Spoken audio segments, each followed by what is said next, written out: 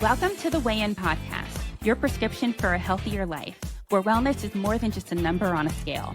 We'll dive deep into not just weight loss, but the medical, emotional, and lifestyle aspects of well-being. In each episode, we'll weigh in on hot topics ranging from diet myths and exercise trends to mental health and chronic disease management, providing you with the evidence-based advice to guide your health decisions. Remember, it's not just about the weight on the scale, but about creating a healthier, more balanced you. Hey, how's it going? Hello, hello. I'm good. How are you? I'm doing great. I recently watched this Netflix documentary called You Are What You Eat. And essentially, it focuses on like 22 groups of twins, but the actual show only focused on like a handful. But the study itself had 22 sets of twins. The reason why they wanted to focus on twins was to really try to get rid of any external factors with the study. So they figured if they have the same DNA, then it shouldn't be as biased with the results. So the focus was to see, is a vegan diet better or an omnivore diet better? Oh. Yeah. Okay. The first 4 weeks, they provided meals for the twins. And so they were randomly selected who was vegan, who was omnivore. And wait, this is like documentary style, right? I'm picturing like a reality show where like they're all in a house. No, it wasn't that extreme. Girl, that would be lit. But you're saying it was like, this is... No, they were off to like live their lives and stuff. They just had to eat a certain way. Yeah. Okay. So they were randomly selected who got to eat vegan and who got to eat omnivore. And so for the first 4 weeks, they were provided meals for that. And then the last 4 weeks, they were left to their own devices to figure out the meals themselves. And they also had blood taken. They had DEXA scans done.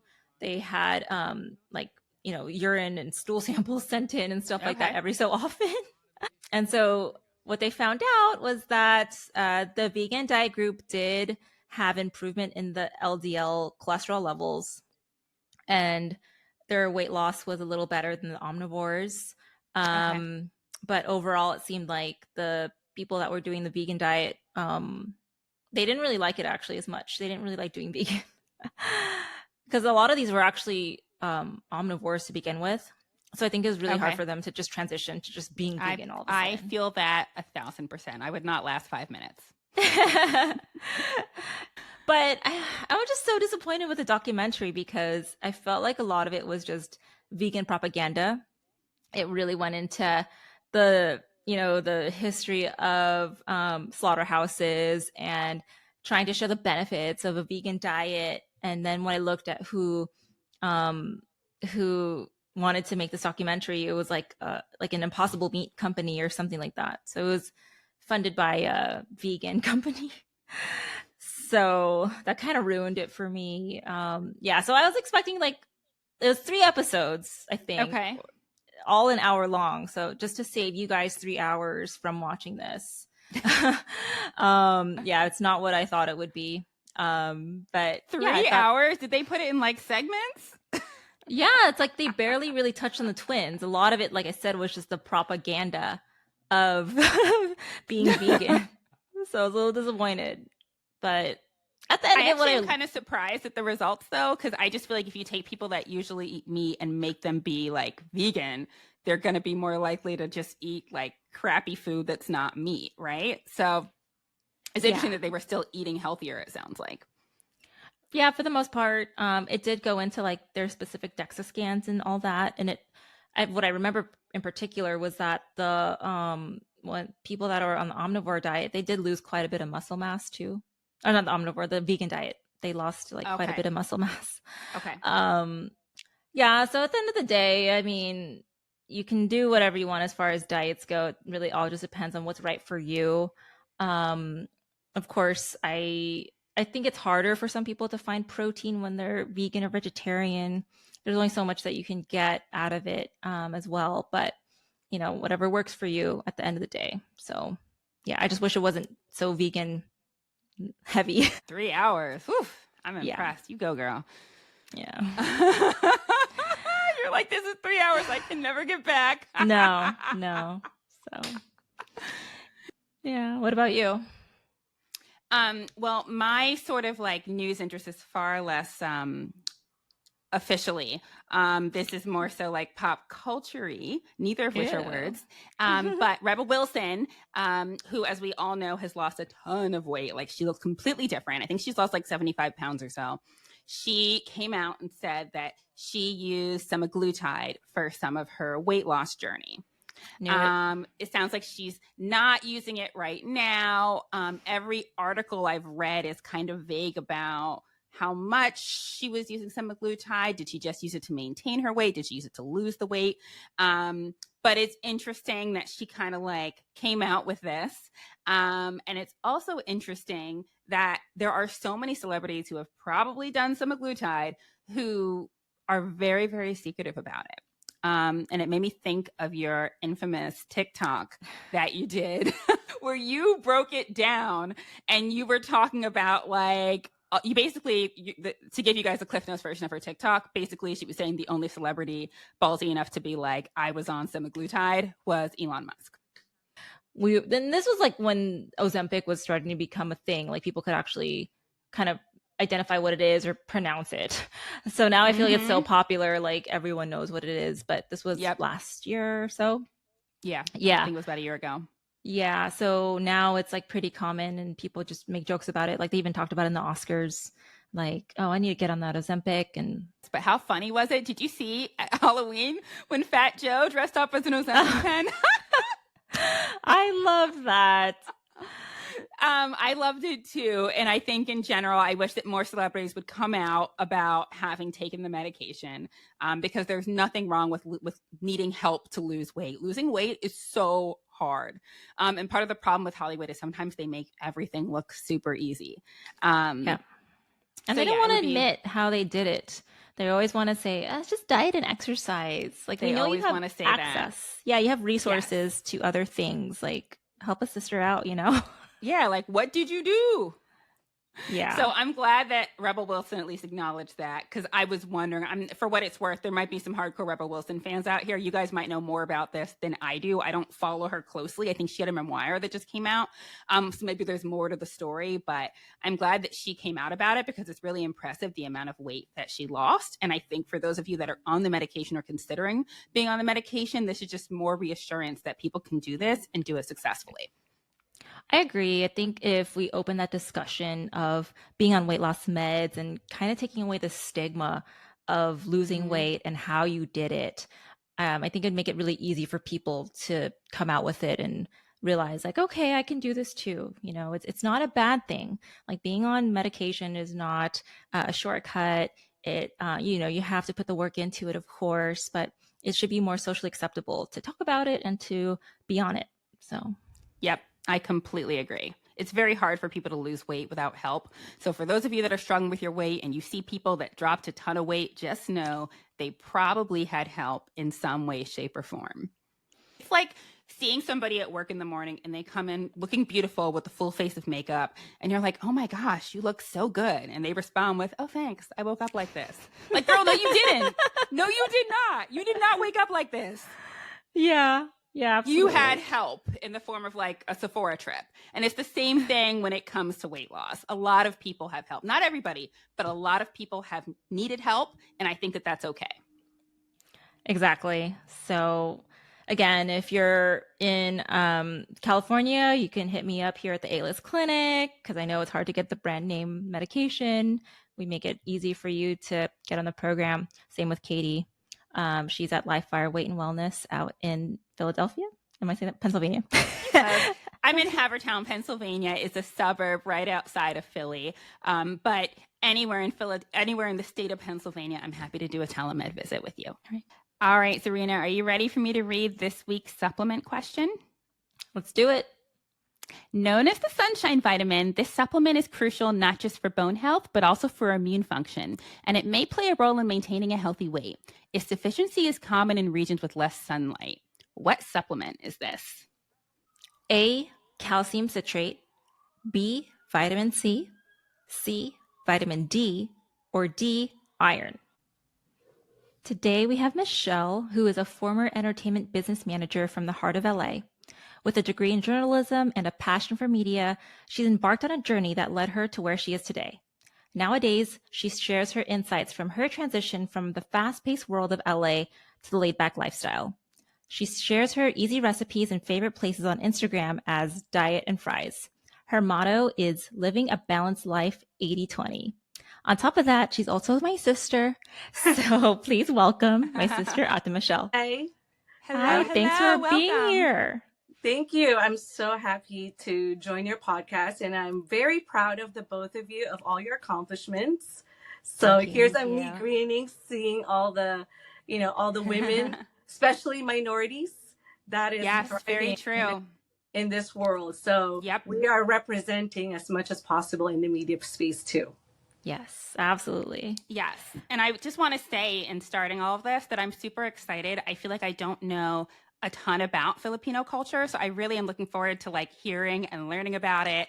And yeah, just getting a lot out of this. Very excited. So let's start off with a fun question. What's your favorite Filipino food? That's a hard question, right? So there's so many things. So like for me, I would start with the fruit. So it's like Indian mango. It's green mango that's very sour. And you put a shrimp paste, which is like a bagoong. That's in what we call in Tagalog. And you basically eat that and then put it together. And it's just like, my mouth is just watering, just thinking about it. And then I guess for like the main dishes, it'll be sinigang, which is like a sour soup it could be pork, fish, shrimp, and with vegetables. And I think you would like that too, because it's like, I think those things are the soup and adobo, which is a chicken base, which is like with soy sauce and vinegar. That's always a go-to of mine. And the breakfast stuff. I really like my family. We all love breakfast food. So it's always with garlic fried rice with some type of eggs and meat, which is a longanisa, which is like a pork. So those are the things that we love to eat. And, the seafood, it's like the fresh seafood in the Philippines. That's what I miss because it just tastes different when you're traveling back home and eating it here. It's just, there's a different, I don't know. It's even the fruits are different every time you travel. Yeah, it's just so fresh and it comes right from the ocean where, you're staying at versus here, like seafood comes from all over the world. You don't even know how far it went.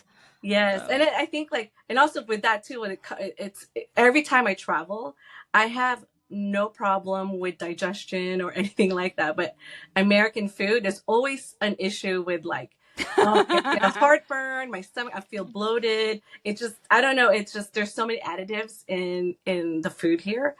And versus to traveling in a different country, you don't have to worry about that. You end up losing weight even though you're eating more. Can we just rewind a little bit? I know that both of you are Filipino, but can you just tell us, did your parents live in the Philippines and then move to this country? Were either of you born in the Philippines? You just give us a little bit of background.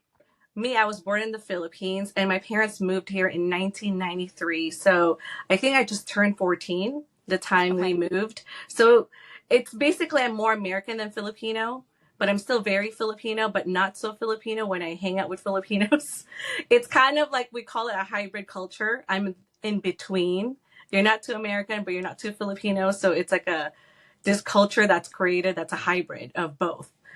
And Serena's she's actually the only one that's born in the United States. My mom always dreamed of living in America. So her sister first moved here and basically found someone that could petition my mom because my mom is an accountant. And at that time, you have to get a visa, a work visa. So she was able to bring us all here. And I think we were so lucky to have this experience and be living here in America. Very cool. Yeah. And it was hard when you came, that was the start of high school for you. And then on top of that, our parents were working full-time jobs. And so she essentially became my second mom in the sense that she was cooking, cleaning, picking us up from school. Wow. So, how was it with cooking all the time? And with Filipino food, especially, it's really good, but it's very heavy and very salty. Could you expand on American food versus Filipino food and how you kind of had to deal with that growing up?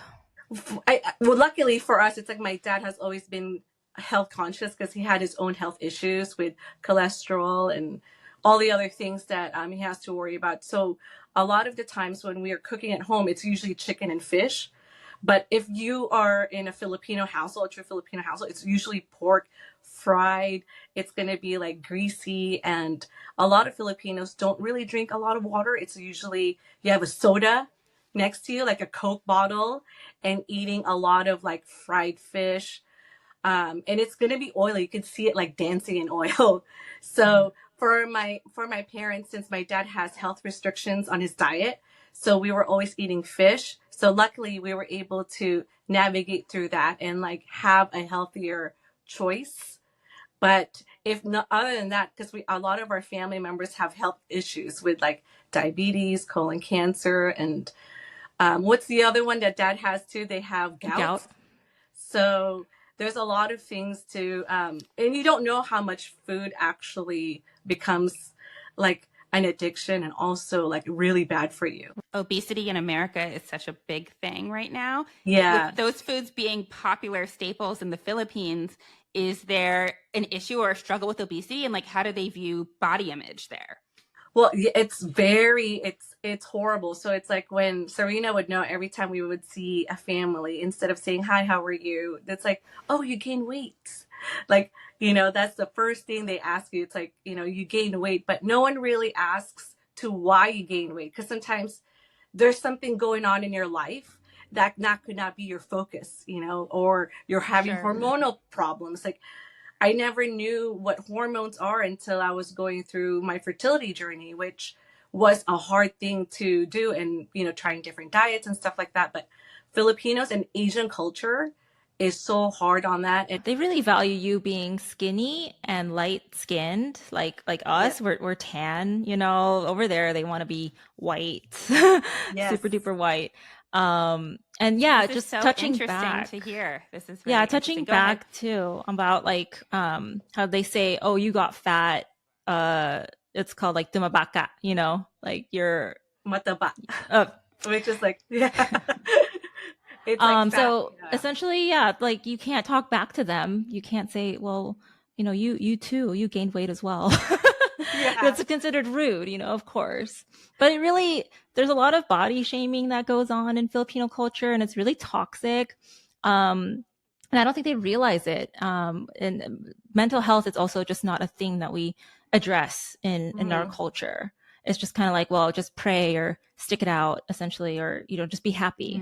So yeah, and that's a big fault in the culture too, because it's I think it's a lot of it. It's just there's so many backgrounds in there, but no one has really been able to say, hey, how are you? How can I help you? They always say like go to church, but it doesn't like they don't explain why, And as I got older, that's when I realized what it means going to church. But I had to have life experience first to appreciate that. But as a kid, it's like it doesn't make sense, or you go through so many different challenges. Like as a teenager, it's like you're getting along with different friends and how people perceive you, how your teeth looks. And then when you're in your 20s, it's kind of like figuring out what you're going to do with your career after finishing school or whatsoever. And 30s is different because it's like now you're probably more established in your career. You're probably now developing into a different space in your life, marriage, buying a home, starting a family. And 40s is different too, because it's like now you're very comfortable with your own skin. But then sometimes people would just like, oh, you just got fat, like, and then you make that comment, even though you feel so confident about yourself, even though you're doing so well mentally, sometimes it kind of really messes in your head too. Like, am I doing something wrong? Am I overeating? And you're not. It's just like sometimes your body's just responding to your hormones a different way. yeah, and it's very toxic, just they don't realize how their words can hurt others. Yeah. So, yeah. Just going back, I know, we love to throw parties, and especially we like to share food with everyone. Like Katie, I swear, if you were to go to a Filipino party, like, you'll become friends real quick, but they're gonna force food down your throat. So that's like the hard part like about force going to might these be parties. a strong word, girl. I like to eat. So how does the emphasis on family gatherings and celebrations in Filipino culture like impact like your dietary choices when you were growing up? It's kind of, oh, well, growing up, because I didn't have like so much of a weight issue. Like there's only a certain times in life, but it was fine. Like, and they always try to force feed you, even though they say, hey, you gain weight, and then they keep putting food on your plate or take this home, but you kind of pretty much like and you can't be rude because you have to eat everything they give you. Yes. So it's part Yeah. of the culture too. So that's a Filipino culture. Like every time you go there, they're gonna always overfeed you no matter what. And even though they know you have like health concerns or whatnot, they kind of just forget about it. But eventually, like I guess you just have to say like you're going through, like, oh, I'm on keto. Good thing like the Philippines, since the internet, social media has been around, a lot of Filipinos are more aware of like different diets now. Now they know about keto, they know about all the other gluten-free vegan diets that's there. But for the old school Filipinos, they don't know any of that stuff. They're just Right. going to eat whatever they, it's going to be, everything is going to be fattening, like from breakfast to dinner, and even the actual like desserts in between, your snacks. So it's just up to you to kind of just taste things instead of just overindulging it. With this sort of being like the pressure socially, right? And with so many of the Filipino staples being things that sound like they're like fattening, salty, how did this A, affect your weight? And B, how did this affect your body image and like your sense of self growing up? So I'm like that. I don't eat a lot of Filipino food. Just because if I do, I know I'm gonna blow up a lot more because it's just mostly fattening. Um, and body image wise, of course, it kind of like it's kind of hard because it's like every time you have a family gathering, everyone is smaller than you automatically. It's just everyone is just smaller than you, so to kind of have a tendency to kind of wear darker clothes so you don't, you actually take photos, but you're all the way in the back. So it's like you don't they don't see your whole body and stuff like that. So that's how I managed to get over it. I mean, people, my family that lives in the States, it's like they're more understanding versus the family, and they're always going to make a comment. Once you get there, it's like there's always some type of comment. But it's more of like my mom even mentioned, it's sometimes when people say you gain weight, that means you're making good money. I was like, really?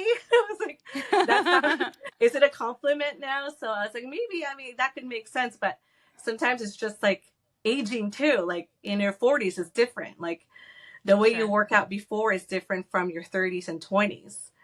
So it's just things just keeps evolving. But yeah, that's how I deal with it. But it does mess with me mentally all the time.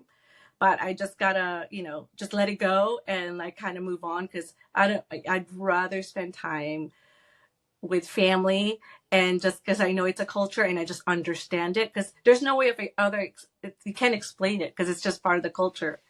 Right. Yeah. So talking about the diets you've had in the past, you mentioned it, touched on it, like gluten-free, anti-inflammatory, clean eating. Could you touch on how those diets affected you and why you don't do them anymore? So for at first, it's like I tried different diets because of fertility, because we had a hard time getting pregnant, and we're one of the unlucky ones that didn't get to have that moment of having a child or getting pregnant. So I tried different ways of eating. First, I started with keto, which is, a lot of people know, it's like you don't eat any carbs, and it's it's very hard to eat because it's a lot of fats.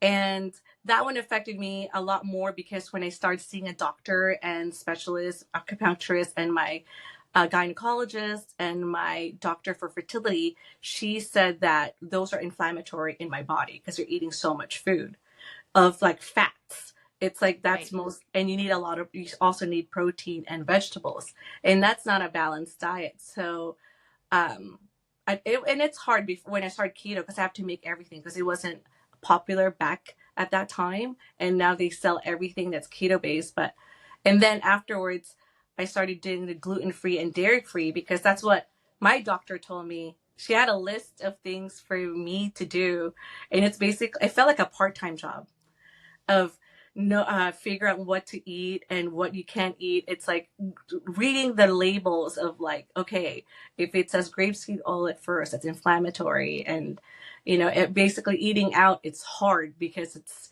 everything that you're eating is not available for you. Were And you doing this in addition to like fertility treatments? yes, That's so much to think about and to do. It's so much to That's think about. exhausting. It's exhausting. That's when I said like it's like it's a part-time job at that point because you're eating and you can't even work out a certain way because I can't have my heartbeat going over 140. So that means all of the fast-paced workouts I cannot do anymore. So that's basically yoga and walking. And that also, I think the stress of that, even though I wasn't eating that much, my body hated me for it. I started gaining more weight because of the stress. And I was supposed to lose weight, but ended up gaining weight. So it was like something, I think, with also being like, I think, I wouldn't say depressed, but the sadness to it because not a lot of people talk about how hard it is every month to keep trying and not get pregnant. That's not something people talk about all the time. And sometimes you feel ashamed to talk about it because it's like you're in a position that you're lucky that you're able to do that. And some people are, can't be in that position. So it's like, where is my platform to even share it sometimes? So, but that's the hard part of it. And at the end, what I learned from that is every body is different, how we respond to things, and do what's best for you. I would say like the gluten-free and dairy-free does help with my eczema and like the anti-inflammatory. So when I'm starting to see things in my skin, I would like start watching what I eat and kind of, all right, I cannot, we're like the past 3 weeks, we've had so many people visit us and then so many parties, and that's a lot of fried food and, just junk in our system. So now I know I have to cleanse the time, like the next few weeks, I have time to cleanse and like balance my body out again. Is there anything you do specifically with the cleansing? Like, what do you do with that? I would just not eat meat. I would say I would just eat salmon, rice, vegetables. Very simple, nothing complicated, and a lot of water. And probably I'll make myself a celery juice instead of buying it. So, and not drinking tea, not drinking any, soda. Because sometimes I like to treat myself with a Diet Coke, but I'll take that out of my system to kind of completely cleanse myself. So that's how, before I would go on an extreme, I would go on like a paleo or like, what's the Whole30 diet? I would do that. So now I don't do any of that crazy stuff because I think it's just dangerous thing. I feel like that's not introducing a healthy habits for myself. So it's becoming, I don't want to have like this thing of like, okay, what am I going to eat today? It's too much pressure. Yeah. And I wanted to have you talk more about your Instagram. Like, what's the concept behind Diet and Fries? So at first, Diet and Fries started with just kind of sharing my life and the journey that I'm going to go through with the fertility. And that's how it did start, with like different diets and everything like that. And then now that I'm not doing that, it's like it kind of evolves into different things because your life always changes. Make some easy meals at home and not to make it too complicated. That's what my whole thing is. It's like I don't want to make my meals to be too complicated. Do you have a minimum as far as like what type of meals you would post? Like, maybe 6 ingredients or less or something like that? Oh, no, I mean, a lot of my ingredients are like 6 ingredients or less, and I can make it within 30 minutes. To budget friendly ideas because grocery bills has been going up. So I'm trying to write recipes that are easy to make and also budget friendly. Yeah, that's Love great. that.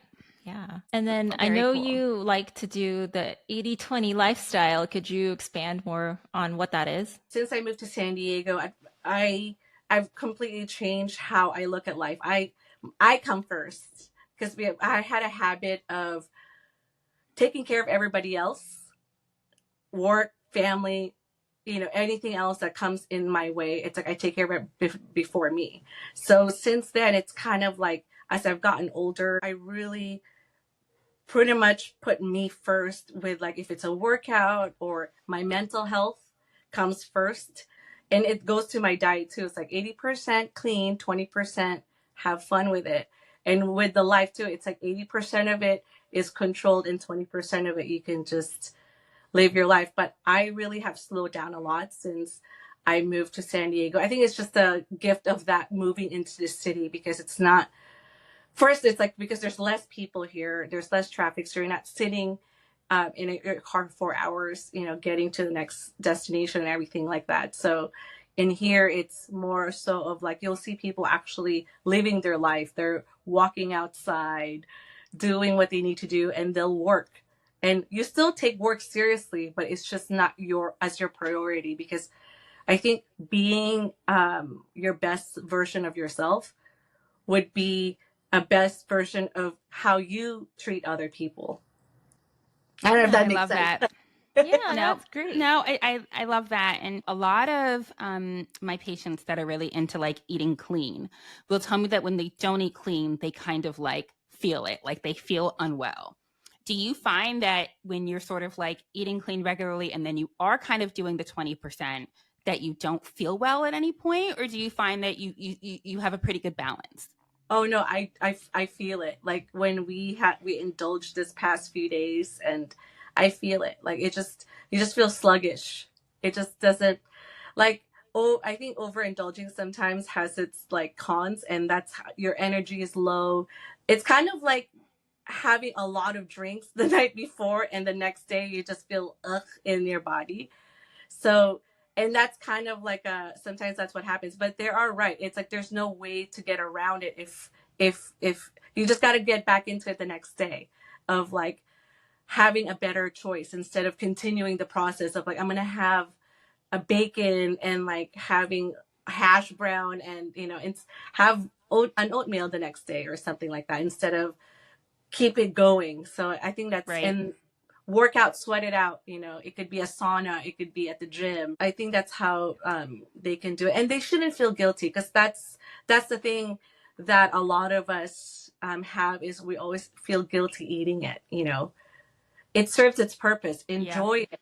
You know, and then the next day just get back into whatever you need to do. To eat clean again. I think I that's love really that. important that you bring that up, because people do feel really bad about doing it. And then they get into this really bad cycle of, oh, I'm going to restrict myself to like 500 calories and I'm going to work out for 3 hours today because I ate so bad over the weekend. And it's really not like going to make a difference if you are doing what you're doing, the 80-20 lifestyle. If you're eating well 80% of the time, like the 20% will not affect what you're doing and your goals.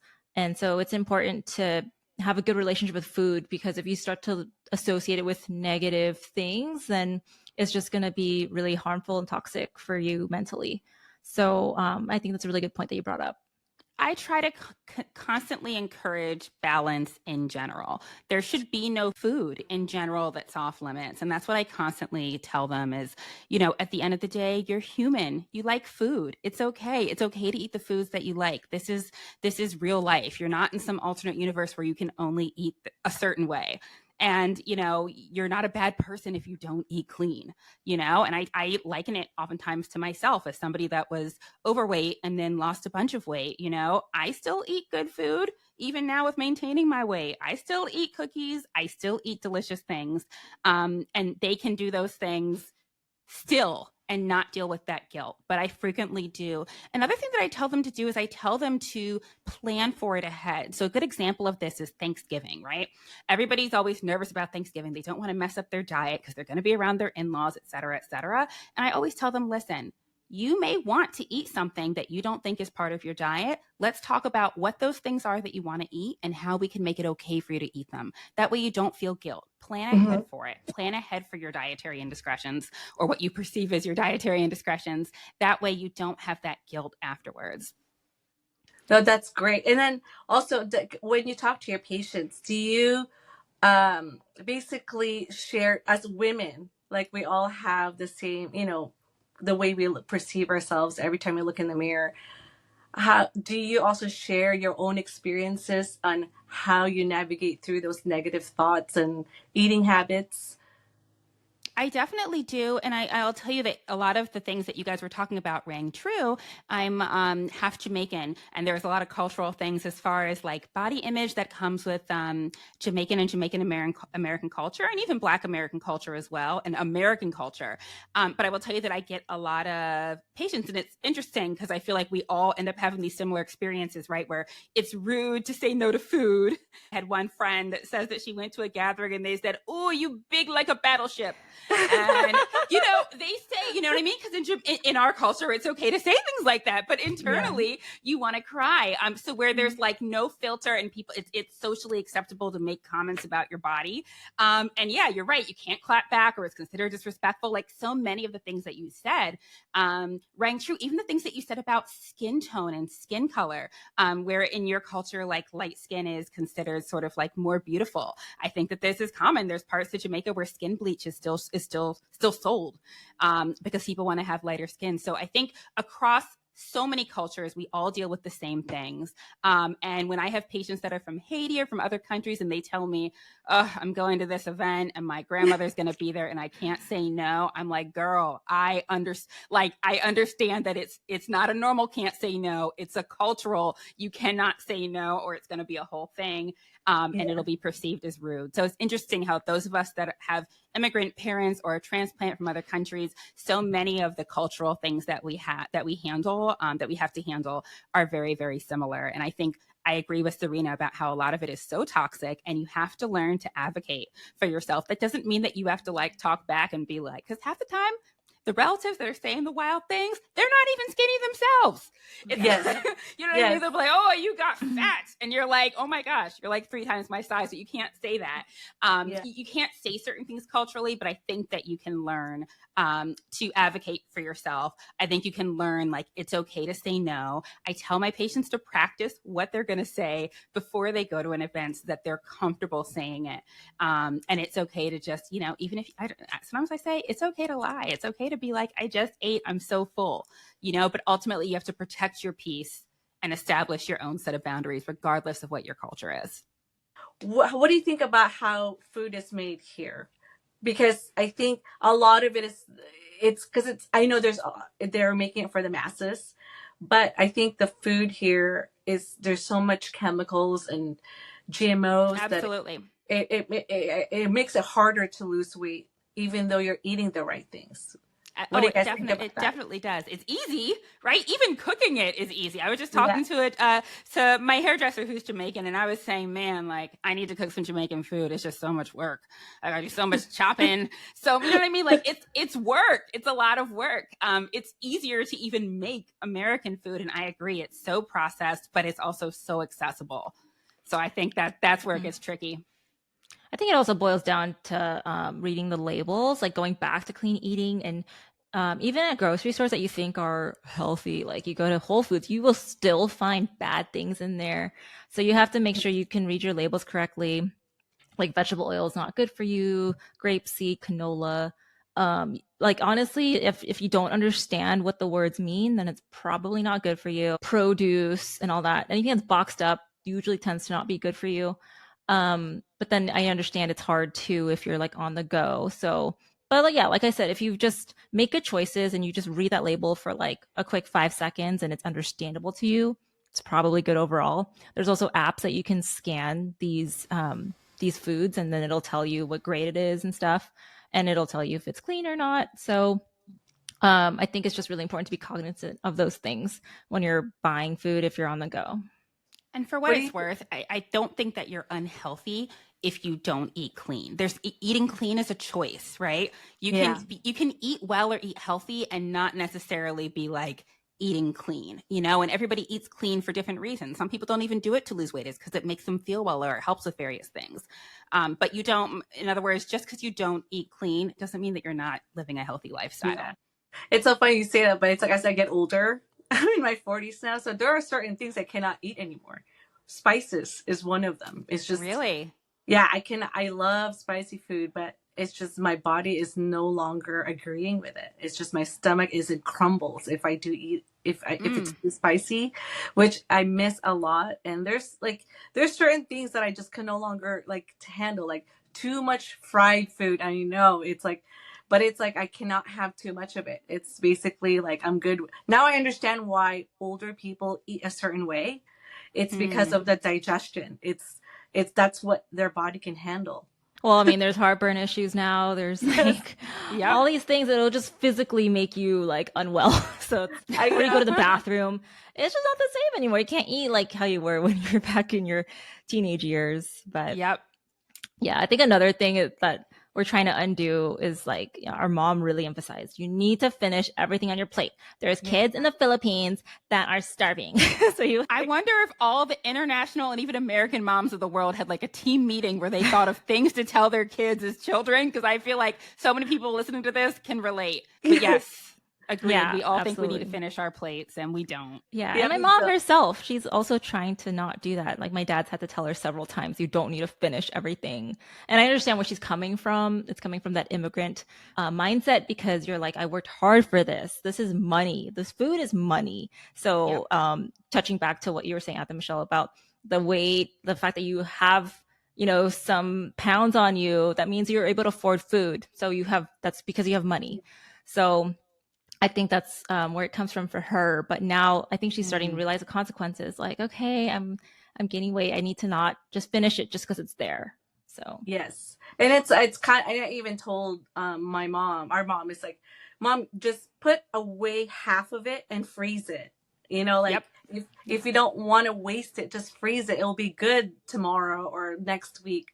So it's like you don't feel so wasteful on that. Because that's what I do now. It's like I just now if I don't want it, I want it, but I know I don't want the full thing. I'm like, I'll just freeze it. So Right. and then when I want it again, it's like, okay, I'll just reheat it. It's not a big deal. Yep. I'm a big fan of freezing things. Because I think sometimes it's the way you're born to, it's in your genes. If it's like some people are tinier, like my husband, he's Vietnamese, so most of his family are tinier. Like they're all like that's in their gene. They're just Right. like they're just born small. So imagine like if coming when I met him, I was really super skinny. But the thing is, everyone like complimented me. I was being skinny and I looked great and everything, but no one asked me that I was so stressed with work, with life. And it's like I barely had time to eat, didn't really sleep. I was in my unhealthiest at that point. Like mentally I was like damaged, I feel like, because I was just working and hustling the whole time and not eating properly. But in the outside, people loved it because you were a size small and like 120 pounds. So now that they think that you've gained weight, like you're unhealthy all of a sudden. So that's kind of like a phase that's like hard sometimes to, to navigate through. It's like, okay, now she gained weight. It's like, but not like even my dad would sometimes say like, oh, in a gentle way, like, oh, you gain a little weight, or, oh, you shouldn't eat that or something like that. Because they only see the body in your face. And like you feel like sometimes they're judging you if you're eating. Like, so yeah, they don't know what's going on mentally, you know? yeah. I think the moral of the story is, in general, people just shouldn't comment on people's weight or bodies. You know, it's just, it's hard. Even I sometimes, like, you ever seen somebody and you're like, oh, wow, like they lost a ton of weight. I don't even say that to people. I'll just say, oh my gosh, you look great. Because I'm scared that I'll say something and somebody will be like, oh yeah, thanks, I have cancer, so I lost 80 pounds. You know what I mean? Like, you don't know what people have going on. So it is way better to just not say anything at all. Just don't comment on people's bodies. You can tell somebody that they look great. You can say whatever you want to say that's like positive, but don't weigh in on what people's bodies look like, because you never know what people have going on. In the Philippines, you grow up having help. Like somebody does your laundry, somebody cooks for you, somebody drives for you. But here we do everything, like you work, you got to clean. When you get home, doesn't matter if you're a doctor or whatever. It's like you still got to do your own laundry. Like, unless you're a super multimillionaire, billionaire that have, all the help you need. But even then, it's like we do a lot of work ourselves here. So a lot of the times you don't have time to work out. What if you're stuck in traffic 4 hours in a day? Like, how are you going to fit into that schedule? Exactly. Without feeling like you're sacrificing something else, Yeah. And I think that's the magic of having this drug that you guys have, the semaglutide. So it's like for lifestyles that are super busy, the people that are really doing their best and they can't do anything. It's like this is like one of the ways to help them lose weight. And I've seen articles like some people lose 30 pounds and they end up balancing their insulin. And those are all the good things, and helping them not overeat. Because I think food has a relation with stress too. You're stress eating most of the time. You're bored, like all those things. And we're all guilty of that. It's like, okay, I'm watching this and And with social media now, it's like you keep scrolling and you're gonna get hungry all of a sudden. It's like someone is eating this delicious Korean barbecue, and it's like 12 o'clock. You can't eat it, so you grab some chips, whatever you have at And it home. always looks like it was like made at a restaurant. The presentation is always like perfect. Yes. It's always something that's going to be like impossible to recreate. Yes, for sure. And I think like that's the semaglutide. I think it's a great way for a lot of people to help them get that start. Right. Yeah, absolutely. Like talking about food noise, that's kind of what you touched on. Food is psychological for some people. So they just need something to quiet that down. Stress is manifests in different ways, and some of it, like they find comfort in going to food for that. But otherwise, aside from the medication too, if you just have a good relationship with food, you find mindful ways to think about your relationship with food as well. I think that it will help you a lot too. Because again, if you're just so used to just finishing everything and if you're just eating and you're not thinking about why, or like, if you're already full too, you're not thinking about what your body is saying, and you're just like, oh, I just want to eat this because it tastes so good. If you have a good mindful relationship with yourself and food, it'll help you like go a long way.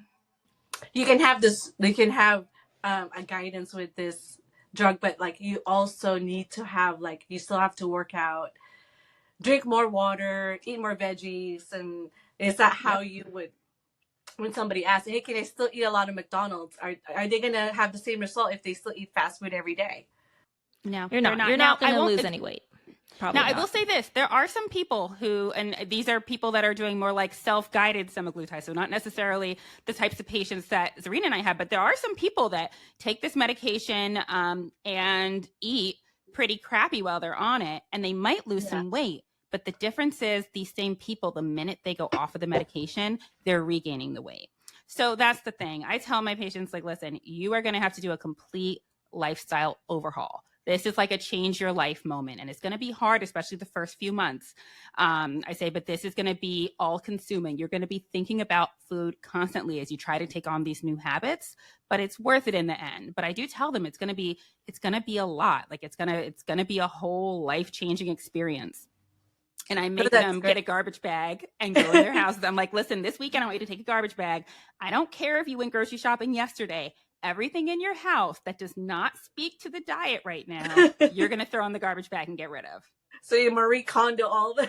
Yeah. Oh, yeah, that's a good way of putting it, Marie Kondo. And then they'll be like, oh, but my kids like fruit snacks. I'm like, girl, I got kids. Your kids do not need fruit snacks or Oreos any more than because I used to eat my kids' fruit snacks. And I was like, your kids, little Charlie does not need fruit snacks to survive. Get rid of the fruit snacks. If you're eating his fruit snacks when he goes to sleep, then you need to get rid of them, because ultimately you're going to increase your lifespan and show better habits by not doing that and by not having it in the house. So like I said, it's tricky, but it's the reality of how to make life changes. It's hard, especially if your family is not on that diet journey. It's they just eat whatever. So like the whole, the whole pantry is stocked with all the bad food, and they have no problem gaining weight, so it's just like they are very just normal. But to someone that's struggling, so it's like, how do you guys handle that with the clients then? It's kind of like, okay, so they have a big family. Do they just like have their own side of the pantry? Honestly, you're just going to have a sit down talk with them and say, I'm really trying to change my life for the better. If you guys want to join me or help support me, that would be great. I have a client that's not that the partner is trying to eat bad food, but then he's trying to bulk up. So he needs to eat more. And then, she's trying to also, eat with him and stuff like that. But yeah, maybe you might have to make separate food or something, but you still eat together. You can still enjoy your time together. It doesn't mean you have to eat the same exact thing. So I think it's just... And ultimately, this is a you journey. You can't use the fact that your husband, that your kids like to eat like crap as an excuse. This is about you, not about them. There's a certain level of accountability that has to be there as well, which is what I tell them. Like, this is a you problem, ultimately. Yes, maybe your husband is super obese and he needs to lose weight too, but ultimately the person who's holding their own weight right now is you. And so I tell them to just model behavior. Don't even worry about his weight loss journey. Don't worry about your daughter's weight loss journey right now. I mean, if she's an adult, if she's a child, that's a different thing. You need to focus on your own weight loss journey and what you're doing, and model good behaviors, but do your own thing. This is your moment, not anybody else's. No, that's great. I think it's a good reminder for that too, and having the both of you around to support all the worries they have in their mind, because it's like they're trying to get to this journey. And I'm sure a lot of women have a harder time because it's like you have hormones against you all the time. Like there's something always going on, especially when on flow is going to come in, and it's like there's a different hanger. So would the semaglutide help with that too? Let's say if you're in that cycle when your period is about to come, like does it help to like ease the hunger, or it's like it's a different reaction? Well, we're actually gonna have this dietitian come on in May, and I'm really excited about it. He did touch on this. When you are on your period, you're gonna want your sweets, you want your carbs, you want all the bad food. That's a time when you shouldn't. It doesn't match with carbs, and that's the time you're wanting it, you know? So you're not supposed to have it. You're not supposed to have it because you don't process it as well as you do versus the other time when you're not on your period. So you want to actually emphasize fats and protein, and then after you're done with your period, then you process carbs better. So that's interesting. yeah. So, but is it okay to have chocolates at that point? Like have sweets, like a little bit of sweets Afterwards, after your period? I mean right before, because that's when the hunger pains come in. Yeah, you're not supposed to really indulge in it too much because, again, your body does not process it as well versus after you have your period, which sucks. You know, the thing with all these diets that we have, it's very just like keto, anything, it doesn't take into account our hormones, you know, and I think that's why it's important to kind of do cycling with diets too, depending on your period. But I'm not an expert on this, so I can't really go into depth about it. But I think it's fascinating and something that I'm learning to. All diets don't all fit. It's not one size fits all for us, especially as women. I agree. And it's interesting because it's like when I was doing a lot of the fertility things, there's actually like seed cycling that I learned from, and also they also have this phases of your period, because it's we have 4 phases. Like a lot of people don't know that. You know, like a women's cycle, there's 4 phases, you know? So it's like you're supposed to eat certain things on those different cycles to help balance your hormones. And it gets so complicated. Now it's kind of like and your dietitian will probably like go dive into our women's body, but it's very complicated. It's actually like interesting to learn about too. Yeah. But to answer your question, very interesting. About semaglutide and helping out with that. In general, yeah, it helps in all aspects. I kind of tell my patients, you know, just take it easy on yourself. If you feel like they do notice a difference, that they do have more cravings in a sense, because they're like, my period's coming up, but they're aware of it. They're cognizant that like, okay, I know this week is coming up, my period's coming up, so I'm going to want to eat a little bit more. But some are disciplined enough to realize that and stop it at the forefront. So that's a great thing about the medication. It just kind of gives you that like mental, like, boop, let's not feed into this right now. Yes, most find that their eating is still much better controlled on their periods than it was before. And again, no diet should be so restrictive that you can never have anything, right? So it shouldn't be that you're on a diet anywhere where you can never have chocolate. Anyone that knows me knows that I would never encourage such a diet anyway, because I love chocolate. But like you should, in other words, it shouldn't be that you miss chocolate so much that you suddenly want to binge on it when you're on your period. And in general, as you lose weight, you'll find that everything in life when it comes to women's health is much more manageable. And Michelle, you made me think about the fact that I have right now a huge influx of patients who are getting ready to embark on fertility journeys or started a fertility journey, struggled, are taking a break from it, and want to focus on themselves and on their weight before they kind of go back to it. And that's been like a huge sort of like goal of theirs, is that losing the weight will help them have things like regular cycles or things that were impacting their fertility. We talked about this in a previous episode, actually, that there's some women that are having babies when they're taking Ozempic or weight loss meds because it's helping with their issues with weight, which was preventing them from being fertile. So I think that's a really cool thing to find out. Not to say that if you're infertile, you should start on semaglutide, but there's just a correlation that if you take it, there could be a possibility that it ends up helping you in a sense. If you had, like, say, for example, PCOS, we're reading studies now, PCOS, polycystic ovarian syndrome. Basically, it's helping out with that, which people that have PCOS tend to have issues with having babies. So once they start on the semaglutide, it helps with the insulin resistance and other issues that are associated with the disease, and then they're able to get pregnant. So, and I would say to women out there that's trying to do that, the semaglutide is cheaper than a fertility treatment if they're trying to get pregnant. It's much cheaper. All right. But like I said before, it's not a treatment for fertility yet, unless they find things with that down the line. If obesity is what's making it tricky for you to conceive, getting to a healthy weight can certainly help. And semaglutide definitely helps facilitate that, which I think is sort of the take-home message there. So I think that, like, if your weight is at all impacting your ability to conceive, it definitely is worth it to take the time to focus on you. Also, you're just going to have a better pregnancy if you start off at a healthy weight. You really are. All right. So last question. How did you get to where you are now with your views of body image versus when you were growing up? So I think it's experience and age too. If, like, being more comfortable in your own skin. I think as I got older and, like, being more confident on where I am now in life, that I don't have to prove anything to anybody, and I'm still learning as I go because I don't know everything in life. Knowing that I'm okay and I'm at peace with it, that's how I have to just go about it, and because it's like no matter what, I'm not going to make anybody happy how I'm looking. It's going to be me. I'm the one living in this body. So I'm the one that has to say, hey, I'm beautiful. I'm blessed to have this, what God gave me. I'm healthy for the first, that's the most important part. It's like, I don't have any illness. I'm healthy. I'm here today. I'm breathing. I woke up. I'm able to walk, work out, and eat these things.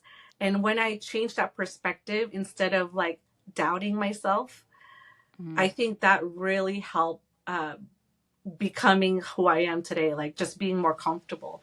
Yes, and I still have my bad days. It's like, it depends on my cycle. It's like I have my bad days, but I journal a lot. I journal and do positive affirmations because that helps a lot. And I think people sometimes need to do that. Even if you're not into journaling, take a note at night and, like, what's your gratitude for the day, like, and then write all the good things that happened today so you don't focus on those bad things. And it's the journaling part of it really helps a lot. That's amazing. Great. Michelle, thank you so much for coming and chatting with us. I follow you on Instagram now, and you are so inspirational. The vibes are so positive in general. You're a joy to follow, and I encourage everybody to follow you. What's your Instagram handle? Diet and Fries. Love it. Thank you so much for having me. Have a good one. Bye. Bye.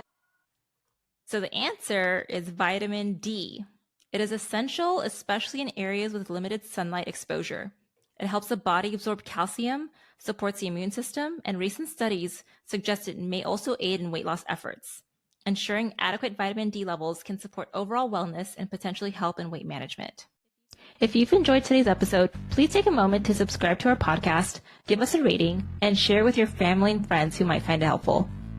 And remember, we love hearing from our listeners. Connect with us on our social media channels or shoot us an email with your thoughts, questions, or suggestions for future topics.